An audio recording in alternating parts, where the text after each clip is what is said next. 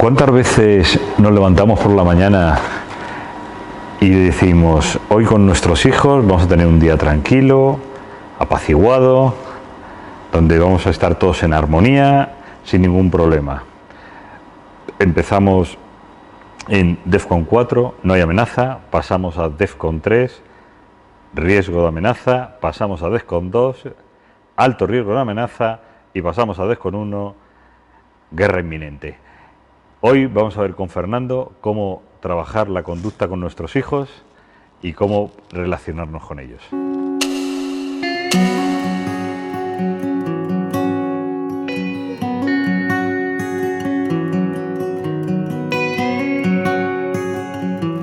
Bueno, Fernando. ¿Qué tal? ¿Cómo estás? Muy bien.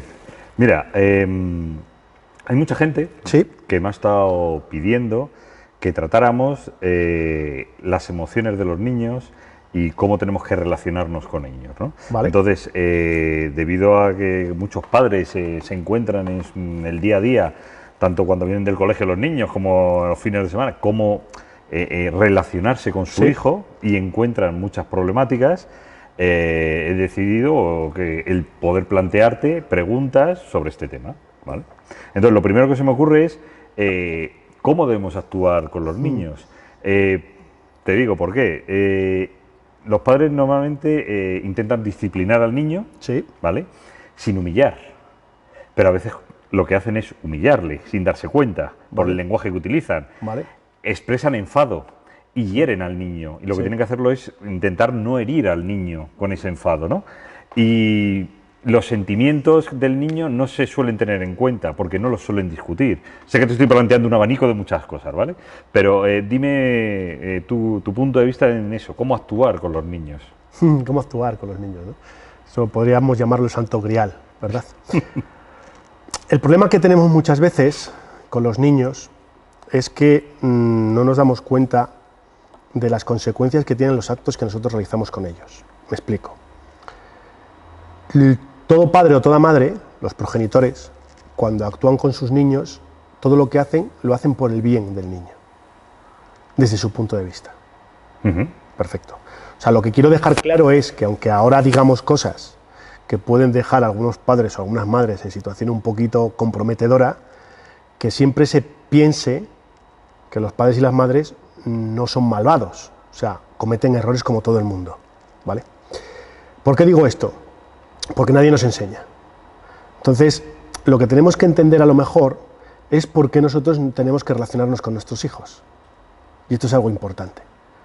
O sea, hay especies que los progenitores no se relacionan con la cría. O sea, nosotros pertenecemos a una clase que es la clase de los mamíferos. Y los mamíferos necesitan que las crías, cuando nazcan, seguir vinculadas a los progenitores porque no han madurado lo suficiente para poder desarrollarse como individuos adultos. Y aquí empieza todo. O sea, nosotros tenemos un problema de que los hijos están con nosotros durante unos años porque en esos años ellos van a madurar, van a aprender a relacionarse con el mundo y van a ser competentes para cuando dejen el nido, pues puedan ser personas de provecho. Vale, van a tener un acompañamiento por parte de los padres. Perfecto. Durante un recorrido. Perfecto. Entonces, ¿cuál es la función de los padres? ¿Cuál es la función de los progenitores? Les van a enseñar aquello que ellos han aprendido y les ha funcionado. Muy bien. Pero, ¿cuál es el problema de la cría? ¿Cuál es el problema de los niños? Que están en diferente nivel, por decirlo así, que los padres, por diferentes edades, circunstancias que no han pasado. Que los niños van a copiar lo que ven, no lo que escuchan. Exacto. Esto es un problema grande, muy grande. Porque muchos padres te dicen, no, es que yo le he dicho a mi hijo, me da igual lo que le hayas dicho. La pregunta es lo que te ve hacer tu hijo. Entonces, las crías de todos los mamíferos, de todas las especies mamíferas, copian los patrones de los progenitores. Los patrones, no el mensaje lingüístico. Eso es lo que se llama la impronta, ¿no? Eso es uno de los patrones, de los parámetros de la impronta. Uno de los parámetros de la impronta. Entonces, el problema que yo tengo como progenitor es que yo cuando tengo una cría, cuando tengo un niño o una niña, me necesita a mí para poder desarrollarse y me copia. Entonces, mi función es empezar a crearle, cubrirle las necesidades que tiene en los primeros 21 años de vida. Y he dicho 21, no 18, porque el cerebro y el cuerpo humano madura a los 21 años. Son 3 ciclos de 7 años. De 0 a 7, parte biológica, de 7 a 14, parte psicológica, y de 14 a 21, parte social. Vale. ¿Esto qué quiere decir? Que los primeros 7 años de vida necesitan los patrones biológicos. Y escuchas muchas veces a los padres dar sermones a niños de 4, 5, 6 años, por ponerte un ejemplo. De temas sociales incluso. De temas sociales incluso. Exactamente. Vale. Exactamente. Por lo que te he querido entender, Sí. ¿vale? Y de lo que te he cogido de todo, Sí. y quiero hacer hincapié en eso, extraigo, ¿no?, que los padres creen que con el amor es suficiente. Vale. Leí en algún sitio, ¿no?, un ejemplo que me gustó mucho en su momento, ¿vale?, de un médico Sí. que te va a operar. Sí. Imagínate, vas a elegir un médico, te va a operar, ¿vale?, sin formación ninguna, Sí. pero quiere mucho a sus pacientes Sí. y utiliza el sentido común. Vale. Podríamos interpretar que eso es lo que todos, o la mayoría, no vamos a ponerlo para todos, la mayoría de los padres hacen porque tú no trabajas o estudias o te formas para ser padre. Igual que para sacarte el carnet de conducir, tienes que cumplir, aprenderte unas normas de tráfico y luego conducir durante un tiempo para poder tener una soltura. Sí. Nosotros como padres nos tiramos a la piscina sin agua. A ver, lo que acabas de decir es un parámetro que muchas veces se nota mucho, sobre todo en clínica. Cuando tienes problemas con menores y a los padres se les dice que no lo están haciendo de la forma correcta, la pregunta que te hacen siempre los padres es: ¿tú tienes hijos? ¿De acuerdo? Y normalmente aquí, pues yo siempre planteo lo mismo, y es lo que tú acabas de decir, ¿no? Tú no tienes que tener algo para poder desarrollarlo, si no los pobres médicos tendrían que sufrir cáncer para poder curarlo, ¿no? Entonces, el gran problema que tenemos aquí muchas veces es que creemos que como tenemos, conocemos. Y eso no es igual, tener que conocer. Luego a nadie se le prepara. O sea, aquí, por ejemplo, en España, y no voy a entrar mucho más, pero se quiere sacar que tú tengas que pasar un examen para tener un perro. Que me parece correcto, cuidado, ¿vale? Pero no para tener un hijo. ¿Más importante un perro que un hijo? Sí. Realmente está montado así y ten en cuenta que incluso he llegado a oír, ¿no?, que uno de los problemas de los divorcios es que las parejas no continúan porque no son capaces de aguantar a los hijos, porque no están preparados.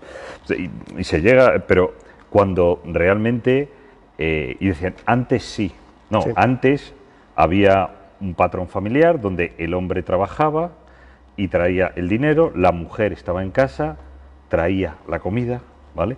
Y el niño necesitaba de la comida y del dinero. El padre necesitaba de la comida y la mujer del dinero. Entonces, no se podía romper esa estructura, porque esa estructura, si se rompía, había un verdadero problema.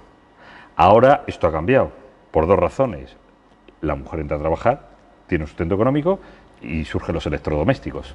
Ayudan al hombre a poder, visto así. Entonces, no es problema de los niños, es problema de cómo antes existía un patrón que además, tanto religiosamente como socialmente, decían que era lo adecuado, y eso es lo que yo entiendo que ha provocado ese cambio. A ver, en el momento en que tú tienes libertad, puedes tomar decisiones que antes no tomabas. Hoy en día, digamos que dentro de un matrimonio, las 2 partes del matrimonio, de la pareja, son libres, por lo que tú has dicho. Con lo cual, digamos que no tengo que aguantar a la otra parte. Eso es. Entonces eso me da la libertad de que antiguamente mucha gente tenía que aguantar a la otra parte porque no tenía sustento, y esto es una desgracia que ha ocurrido durante muchos años. Hoy en día no. El problema que tú planteas es, porque no aguantan a los hijos.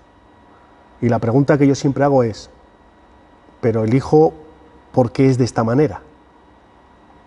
A ver, y digo esto por una cosa. Yo escucho mucho en clínica, es que nos ha salido así. Perdón, no. Los niños no salen así. O sea, los niños se hacen. Y esto es importante. O sea, cuando los niños nacen con una predisposición genética muy básica. O sea, la naturaleza es muy inteligente. Podríamos salir con un mapa mental de cómo poder desarrollarnos. Pero eso nos limitaría, que todo lo que no tengamos en el mapa, tendríamos un problema. Con lo cual, la naturaleza hace lo contrario. Nuestro mapa viene vacío y nos da una capacidad de aprendizaje impresionante. Con lo cual, los niños desde pequeños lo que hacen es aprenden muy rápido. Absorben. Esto absorbe. Entonces, claro, cuando el niño tiene 10 años, lleva 10 años absorbiendo. ¿De dónde lo ha absorbido? No lo sé. Pero eso lo ha absorbido. No nació con ello. Importante. Vale, entonces vamos a poner ejemplos para que la gente... Sí. La sobreprotección Sí. que muchos padres ejercen. Sí. El hecho de, no te preocupes, ya lo hago yo, no hagas eso, te puedes caer, te puede pasar Sí. algo. Yo entiendo que los niños ahí no aprenden o no confían en su realidad interna, no son capaces de desarrollar confianza en sí mismos, porque hay siempre un padre protegiendo, que protege fundamentalmente por el miedo de perder el control. Entiendo que es. ¿Funcional o disfuncional la protección? Depende del niño o de la niña, me explico. Vale. Los niños cuando nacen con una predisposición genética. Sí. Mi problema es mi modo de crianza a la predisposición genética de mi hijo o de mi hija. El problema es que esto nadie te lo explica. O sea, yo trato de una determinada forma a mi hijo o a mi hija y puede ser que le genere un trastorno mental o que no le genere nada, por la predisposición genética que tiene. Entonces, yo tengo un niño o una niña que es clúster C de personalidad, predisposición genética C, tipo C, ¿vale? Y yo lo que hago es sobreprotegerla. Pues a los 20 años tendré una persona con TAG, con trastorno de ansiedad generalizada. Explica qué es un clúster C de personalidad para que la gente... Un clúster C de personalidad, es que no quiero entrar en esto porque luego la gente se puede... O tradúcelo a un lenguaje más... Vale, los clúster C de personalidad son personas que tienen una sensibilidad hacia el ambiente. ¿Vale? Ponme un ejemplo. Pues son personas que necesitan tener controlado el ambiente. Vale. Que el ambiente esté de una determinada manera. Vale. Son personas que trabajan en presente. O sea, son metódicas. Sí. Trabajan en presente. Vale, la percepción consciente, sí, el momento. Vale. En presente. Y son personas que trabajan mucho, pues como he dicho, lo que es el ambiente y las necesidades. O sea, cualquier cosa que no le genere que todo esté en su sitio, le activa una necesidad. Vale. Vale, los trastornos de la personalidad de los clúster C, para que lo entendamos, son 3. Son TOC, trastorno obsesivo compulsivo, trastorno evitativo y trastorno dependiente. Perfecto. ¿Por qué? Porque si yo tengo un niño o una niña C y los sobreprotejo, estoy activando y potenciando la evitación y la dependencia, aparte de un poquito TOC, ¿vale? ¿Qué me va a generar esto? Que cuando sea adulto y yo me quite del medio, lo que estoy haciendo es quitarle los pilares que le han mantenido durante todos estos años. Y posiblemente la persona active un TAG, un trastorno de ansiedad generalizada. Vale, pero si yo hago sobreprotección sobre un niño que no tiene, te iba a decir normal, no es que no sea normal, sí, sino que tiene una actitud normal. Que no es un C. No es un C. Vale, es un B o una. O una, sí. ¿vale? ¿La sobreprotección sí. es funcional o es disfuncional? La sobreprotección en este momento puede ser... depende de la edad. No. Hombre, si con 21 años le siguen sobreprotegiendo es un problema. No, vuelvo a decirte lo mismo. Si es un A o es un B, posiblemente la sobreprotección no le genere ningún problema. Es que lo que quiero dejar claro es que no hay una metodología que sirva para todos los niños. O sea, esto no sirve para todos los niños. O sea, si yo hago esto, yo con todos los niños voy a hacerlo bien. No es tan fácil. Es el problema que hay. El problema que hay es que esto no es A o B o C. O sea, el problema es que dependiendo del niño o de la niña, de qué predisposición genética tenga, yo tengo que adaptarme al niño o a la niña. ¿Y cuál es el problema de los padres? Que quieren que los niños se adapten a ellos. O sea, muy pocos padres tienen varios niños y les tratan de forma diferente. Y a los niños hay que tratarles de forma diferente porque posiblemente tengas la mala suerte de que tengas dos y sean clústeres diferentes. Con lo cual tienen necesidades diferentes y tienen parámetros diferentes. Tienes que tratarlos de forma equitativa a lo que ellos te piden. Vale. El lenguaje sería otra herramienta con la que tendrían los padres que trabajar Sí. a la hora de comunicarse, ¿no? Sí. Entiendo que por desconocimiento el padre normalmente se suele enfrentar, es decir, en vez de decirle, cariño, te has dejado la nevera abierta, le dice, otra vez la nevera abierta. No es la misma forma de comunicar y predispones a la persona a un enfrentamiento. O a una habitación. O a una evitación. Claro. Que no vuelva a hacerlo, pero porque estás tú, no porque... No me acerco a la cocina cuando estás tú, con lo cual dejo de hablar contigo. Por ejemplo, entonces entiendo que el lenguaje que utilizamos los padres es así por circunstancias. Normalmente tenemos problemas con el tiempo. Fundamentalmente, vamos corriendo a todas partes, Sí. El tiempo nos machaca a todo el mundo Sí. y eso provoca que nuestra ventana de tolerancia, Sí. debido a las tareas y al tiempo que tenemos, Al cansancio. y al cansancio que vamos acumulando durante todo el día, cuando cogemos al niño, que son ya las 5 de la tarde, o las 4, las 5, las 6... En algunos buenos casos. En algunos buenos casos, estamos ya con un nivel de estrés de todo el día y corriendo que no aguantamos lo mínimo cuando nos queda todavía casi una jornada hasta que el niño se va a la cama. Sí. ¿Vale? Con estudios, entonces al final el lenguaje se pierde y la paciencia que tiene el padre es menor, por eso el lenguaje se pierde. ¿Sería así o cómo deberíamos hacerlo? Porque bajar al nivel del niño es complicado. No es bajar al nivel, a ver, no es bajar al nivel del niño, por supuesto que hay que bajar al nivel de comprensión del niño. De comprensión del niño, de acuerdo. sí.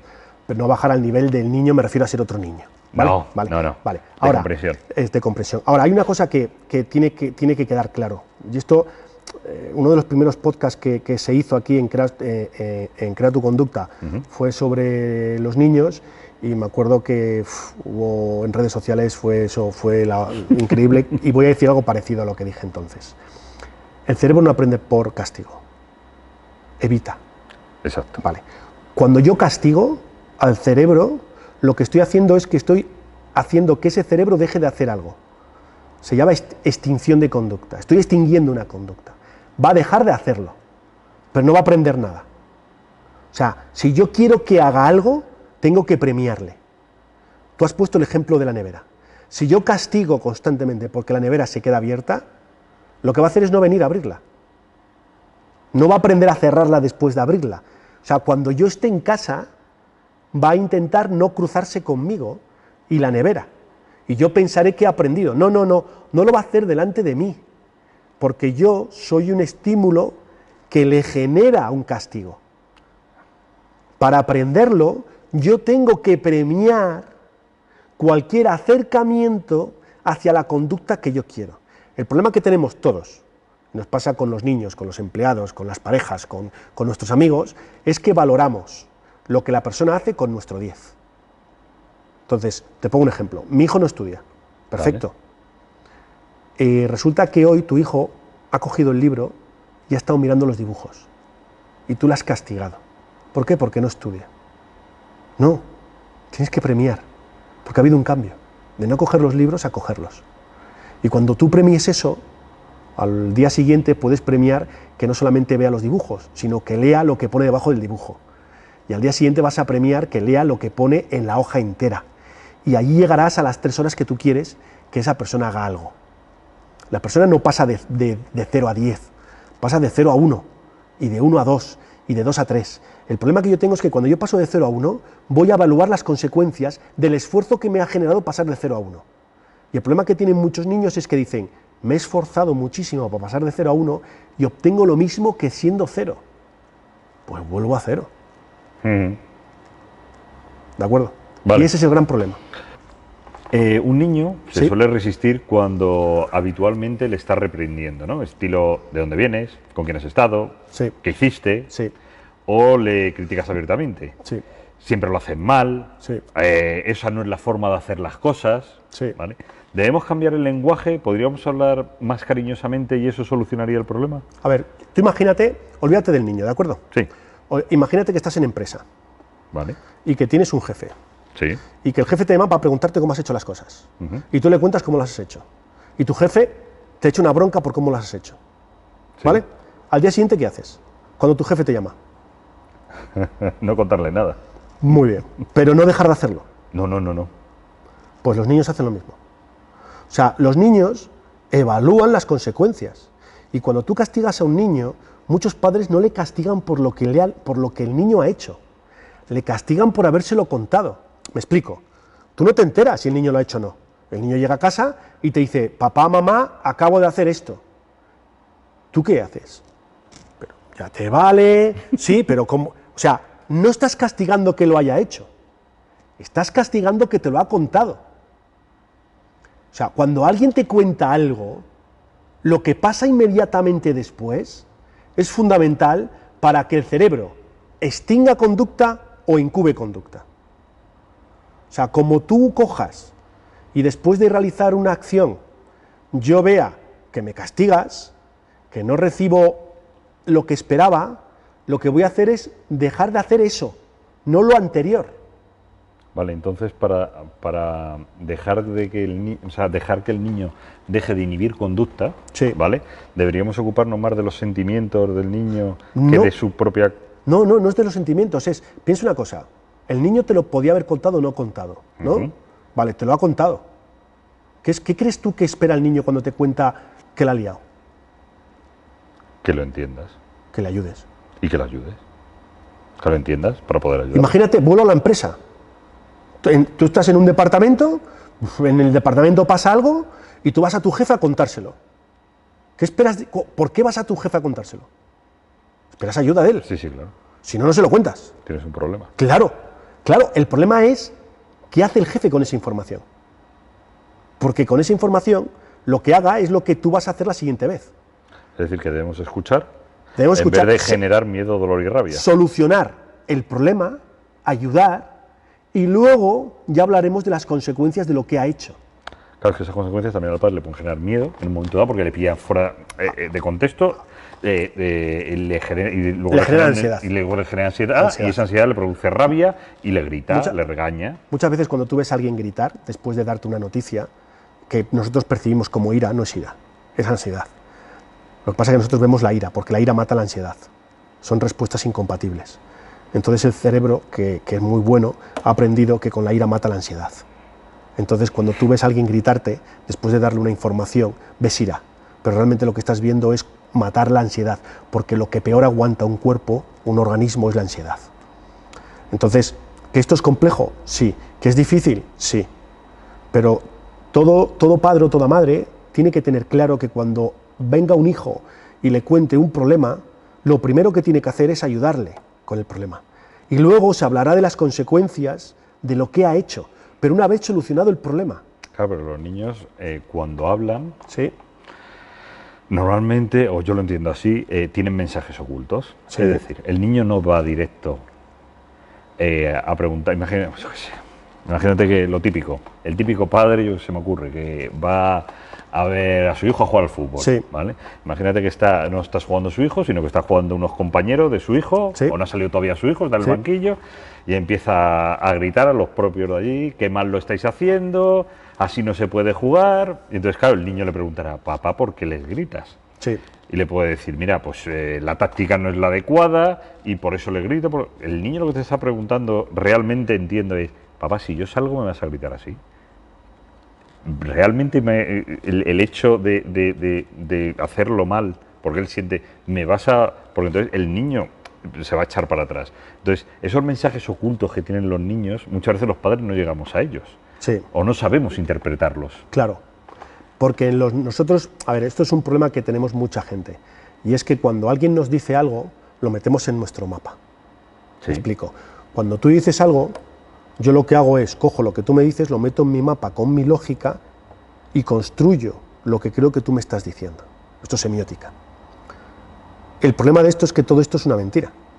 O sea, yo no sé lo que tú me estás diciendo. Yo no sé el por qué me lo estás diciendo. Entonces Sócrates ya desarrolló esto. Y es la pregunta socrática por excelencia, el por qué. Sí, sí. Entonces, normalmente, cuando un niño pregunta algo, lo que tenemos que hacer es lo que hacen todos los niños. Los niños que no tienen mapa todavía, Sí, sí. cuando son pequeños, te preguntan constantemente por qué. Porque en su mapa no hay lógica todavía. Y entonces, ¿por qué lo haces? ¿Por qué se hace esto? ¿Por qué se hace no sé qué? Y a ti te cansa ese por qué, ¿no? Sí. Ese por qué el niño lo está haciendo porque no tiene el mapa construido, no tiene lógica. Entonces necesita entender la lógica y la va construyendo. Cuando ya somos adultos, como tenemos la lógica, con mi lógica me sirve. Entonces, cuando tú vienes y me preguntas algo, o me haces una cuestión, yo no te pregunto por qué me lo estás preguntando. Creo por qué me lo estás preguntando y contesto a esa pregunta. Y aquí empiezan muchos males entendidos. Vale. Hay otro tema también dentro Sí. de los niños, que son los estudios Sí, y las notas. sí, ¿Vale? sí, Todos los padres quieren que sus hijos saquen sobresaliente, sí, cuando ellos ni por asomo lo han sacado muchas veces. ¿Vale? Vale. Y si sacan menos, sí, los niños piensan que el padre se disgusta, porque los padres lo que están haciendo es premiando el resultado sí. y no premiando el esfuerzo. Yo tengo claro que eso es un craso error. Sí. ¿Podrías explicarlo tú por qué? Es un error porque generas dos problemas en la vida. Uno, el primer problema que generas es la relación con el error. Haces que los niños tengan una mala relación con el error. Porque no sacar un 10 es errar.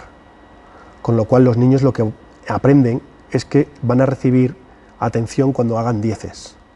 Para hacer 10 van a buscar siempre tareas fáciles, porque las tareas fáciles le van a permitir conseguir 10. Con lo cual son personas que siempre, van a buscar tareas siempre que le permitan dar notas altas. No van a buscar grandes retos. Eso ¿Vale? Es el primer punto. El segundo punto es que esto va a generarte ansiedad. Porque cuando llegas al examen necesitas sacar el 10, porque si no sacas el 10 no vas a recibir la atención y posiblemente encima recibas castigo. Y esto al final no solamente lo generas en un examen reglado, sino lo generas en todos los exámenes de la vida. Y cuando eres adulto, todo lo que tiene que ver con exámenes, una entrevista de trabajo, determinadas situaciones, tu cerebro lo percibe igual. Y entonces esto te genera ansiedad. Y hace que las personas vivan muy mal todas estas situaciones. Por lo cual entiendo que lo que se está premiando ahí es la meta que consiguen y no que disfruten del proceso o del recorrido, porque realmente un niño está en aprendizaje continuo. Es decir, tú le llevas a la escuela no para que, o yo entiendo, no lo llevas a la escuela para que sea un erudito en todo. Lo que estás intentando es que ese niño vaya descubriendo cuáles son sus habilidades y Sí. en qué se siente cómodo, Sí. qué le gusta desarrollar, y con eso que le gusta desarrollar se siente cómodo, que le puede dedicar más tiempo porque no lo ve como una obligación, sino lo ve como un disfrute, pueda tener una vida más fluida, más cómoda, ¿vale? En el sentido de, porque no en el sentido de que económicamente le vaya mejor en la vida, sino que sea una persona capaz de disfrutar el día a día de lo que hace. Claro. A ver, lo que tú has dicho es fundamental. O sea, ¿realmente sacar 10 te va a generar éxito en la vida? Ya te digo yo que no. Vale. O sea, en los años 70 se hizo un experimento en Stanford con malvaviscos, que es muy famoso, es el experimento de los malvaviscos, para evaluar el coeficiente intelectual de los niños y hasta qué punto el coeficiente intelectual era determinante en la vida de los niños. Y se concluyó que había niños con un coeficiente intelectual muy alto que 14 años después, porque esto duró 14 años, Sí. tuvieron éxito, y niños con coeficiente intelectual alto que 14 años después no tuvieron éxito. Y al revés. ¿Por qué digo esto? Porque sacar un 10 en un examen está bien, pero al final esto es un cartón. O sea, yo no hace mucho fui a una universidad que me pidieron a dar una conferencia a alumnos que estaban terminando, casi me echan de la universidad, porque dije que no importaban las notas que habían tenido, que ahora empezaba el mundo real y que habría gente que ha pasado desapercibido en la carrera, que la ha terminado, y que mañana serán personas que tengan éxito en la vida porque van a trabajar en eso, y que habrá personas con notas muy altas y que terminarán trabajando en multinacionales o en cadenas de producción porque no encontrarán trabajo. Entonces, muchas veces los padres se obsesionan mucho con las notas de los hijos creyendo que esas notas van a dar éxito.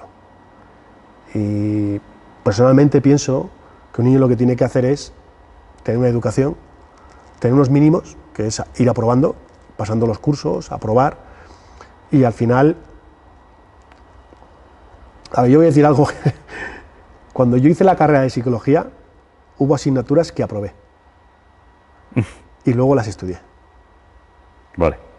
Y esto pasa también en el colegio. O sea, al final tú tienes que aprobar, porque si no, no pasas de curso. Sí. ¿Quiere decir que realmente sabes lo que te han dado?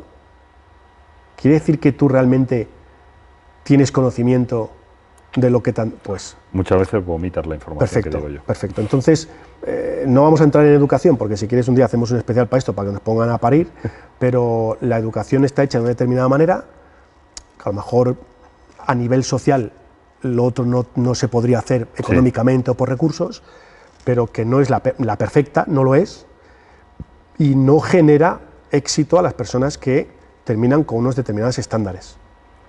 Vale, pues entonces voy a salir otra vez para afuera. Vale. Volvamos cuando el niño se quiere sentir comprendido, ¿no? Entonces, cuando a un niño le gritas, ¿vale? O te enfadas rápidamente, Sí. Sin buscar comprensión, ¿vale? Le generas miedo y desconfianza al niño. Esto pasa tanto con los padres como los educadores, ¿vale? Sí, sí. ¿Por qué se hace? Lo primero, ya te lo digo, es porque hay ansiedad detrás. O sea, cuando tú gritas a un niño, si tú te analizas a ti, en ese momento tienes ansiedad. ¿Por qué la tienes? Bueno, pues porque el niño ha hecho algo que te ha generado ansiedad, por las consecuencias, porque el niño no te atiende, porque... O sea, hay una ansiedad. Y es que tú no sabes gestionar de forma adecuada esa ansiedad. O sea, el problema no lo tiene el niño, lo tiene la persona que le grita. Sí, pero imagínate que el niño te viene cabreado, Sí. ¿vale? Con el típico cabreo cruzado de brazos. Ah, el niño. El niño, sí. Sí. Con los brazos cruzados. Sí, sí. Lo que se dice un cabreo como una mona, ¿no? Sí. Viene. El niño no busca sermones. Busca que le escuches, entiendo, y que comprendas. Que entiendas lo importante que es para él lo que ha pasado. Claro, pero tú lo ves desde...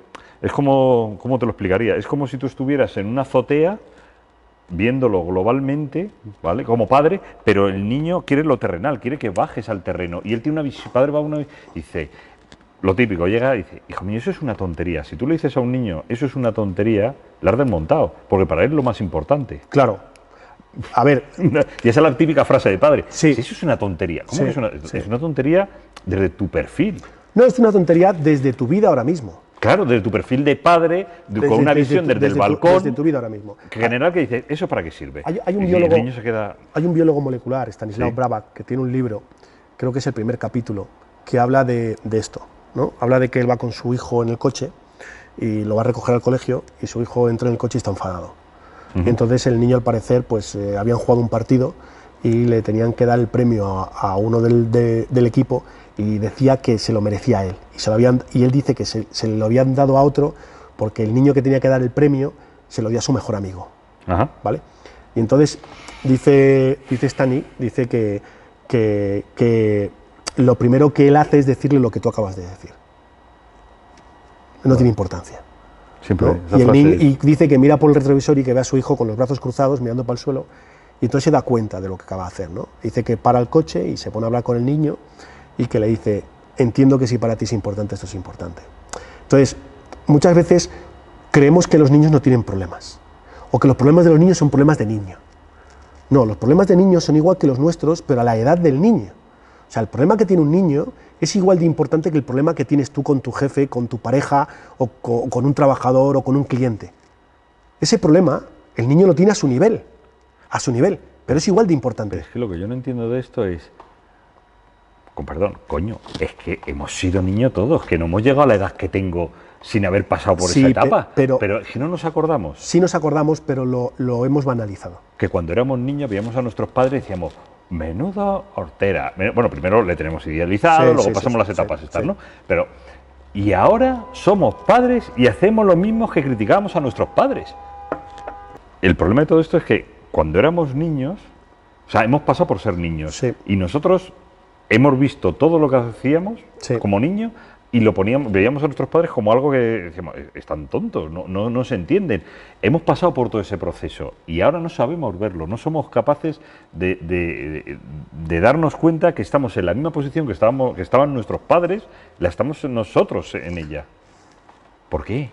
Pues porque... ¿Se nos olvida? Sí, realmente no nos damos cuenta de lo importante que fue para nosotros esa situación en ese momento. Y no nos damos cuenta de cómo nuestros padres nos respondieron en ese momento. Que, mira, yo entiendo que el tiempo... Sí. Bueno, lo sabes que dentro del libro, por ejemplo, los 7 hábitos de las personas altamente efectivas, ¿no? Sí. De Covey, Sí.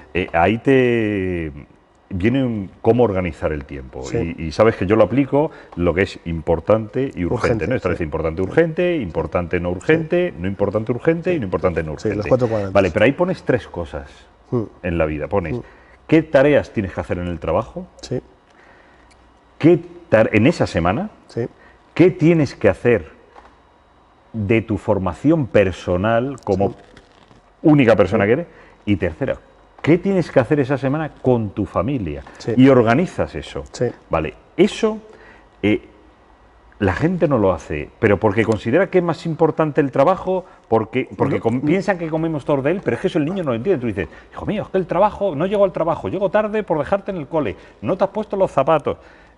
Y luego llegas y dice el niño, es que no lo entiendes. No, el niño no entiende que tú comas de eso, no lo entiende. Hay una frase de Mafalda muy bonita que dice que lo urgente siempre mata lo importante. Es verdad. Vale, entonces, muchas veces a la gente hay que preguntarle qué es importante para ella realmente en la vida. Y cuántas de las cosas urgentes que cree que son urgentes realmente son importantes. Entonces, muchas veces nos metemos en una vorágine que empezamos a trabajar cosas urgentes. Llegar al trabajo, tener una presentación bien hecha, cumplir con un cliente, que todo salga bien, que el Excel esté perfecto, que haya unos beneficios a final de mes, ¿no? Muchas cosas, no perder clientes, ¿no? Y la pregunta es si eso es realmente importante. Dentro del parámetro del trabajo, sí, pero como te he dicho hay 3 parámetros. Tienes que saber poner dentro también qué es importante y urgente dentro de la familia. Si eso es importante para ti. O sea, es que depende de la situación en la que estés. Pero, sí, sí. Lo que no puedes hacer es que todo el trabajo, que es el problema, es importante y urgente, sí, y el resto sí, pasa a otros estados. O ni siquiera los tienes en cuenta. Es decir, que es lo que hacen los padres, improvisas. Porque eso no te lo planificas. Es que el problema es que la relación con el hijo, igual que el trabajo, lo planificas, lo estructuras, lo llevas trabajado. Tú vas a puerta gallola con el niño.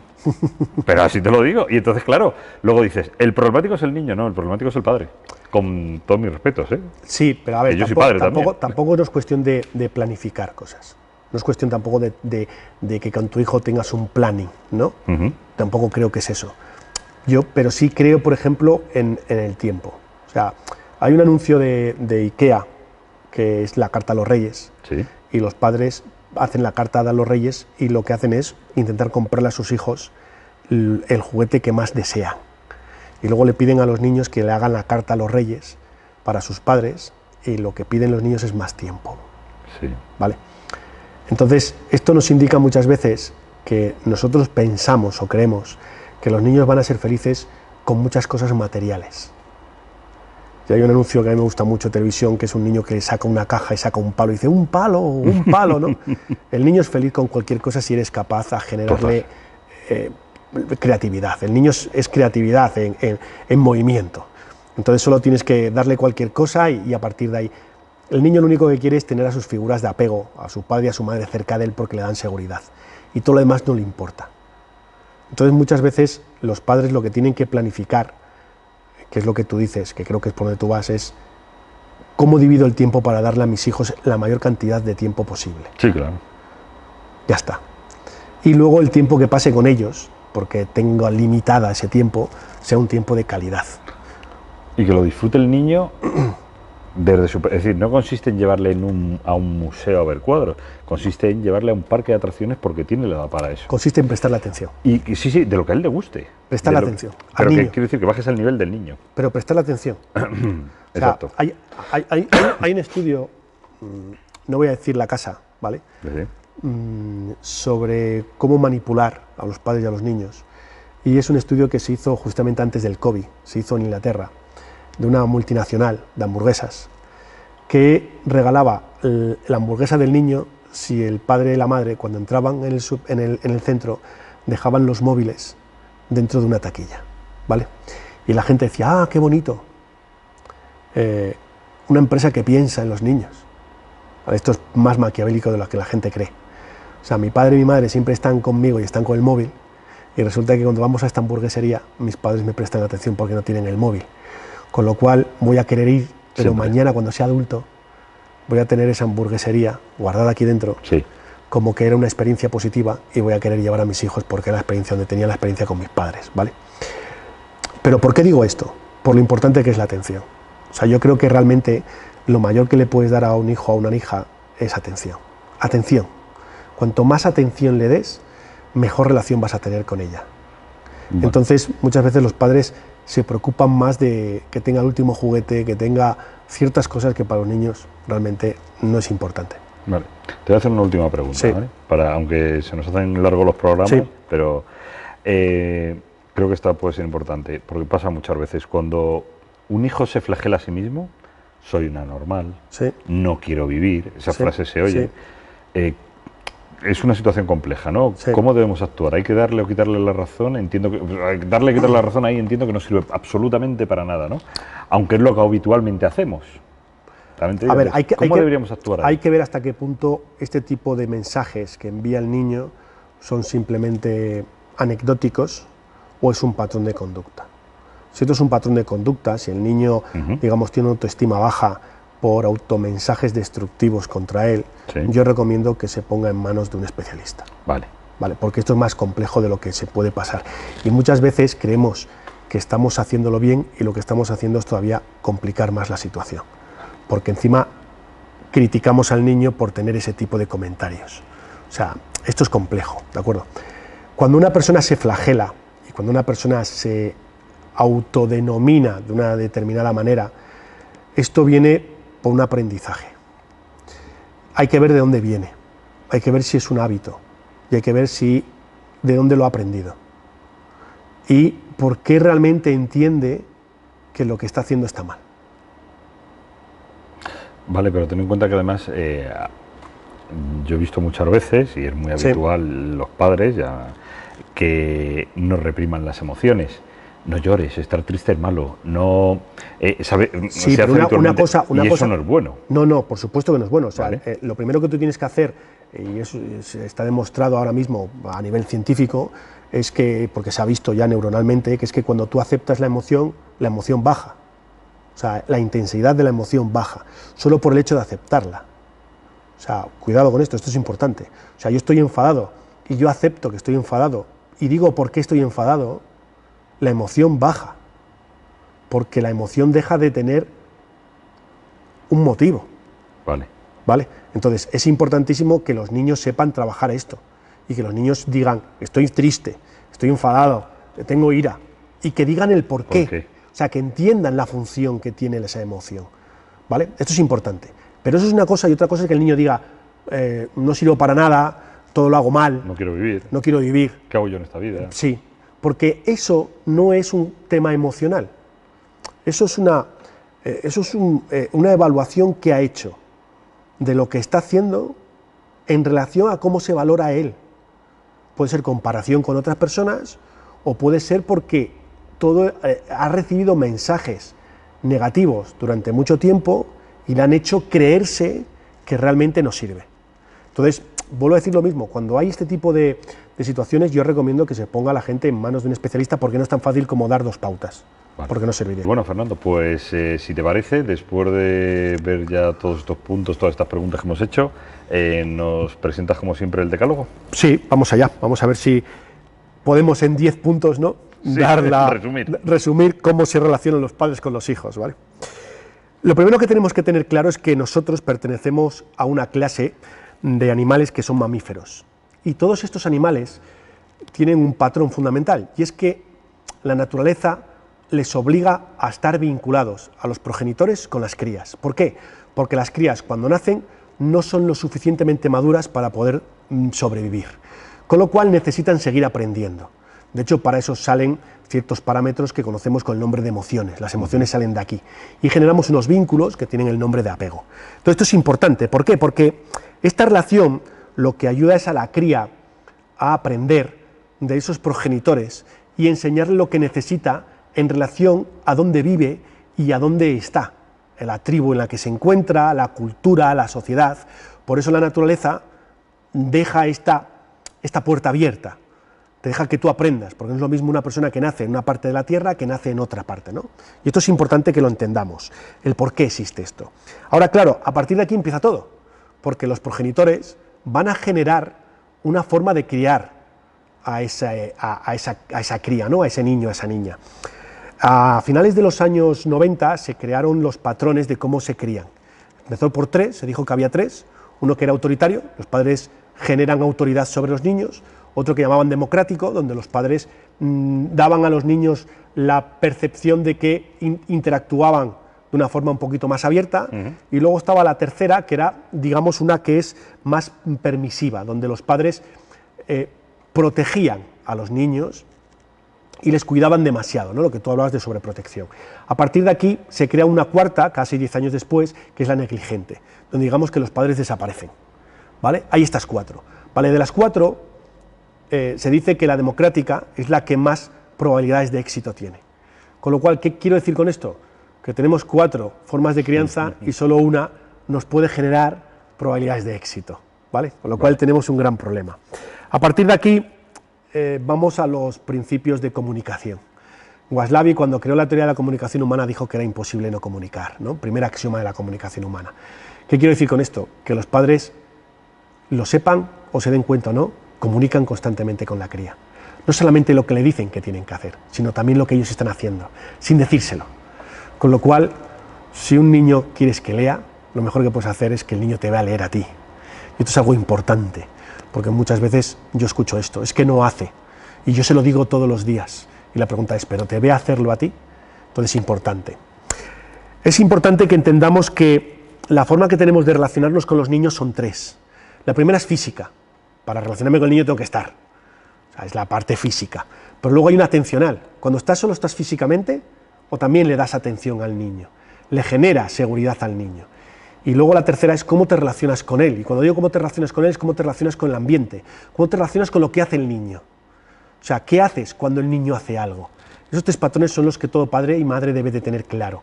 Estar físicamente, atenderle, y luego cómo se relaciona con lo que realiza el niño. Porque estos son los principios básicos de la crianza. Tenemos que tener claro que la crianza se divide en 3 niveles y tiene que ser diferente. ¿Por qué? Porque los niños van creciendo.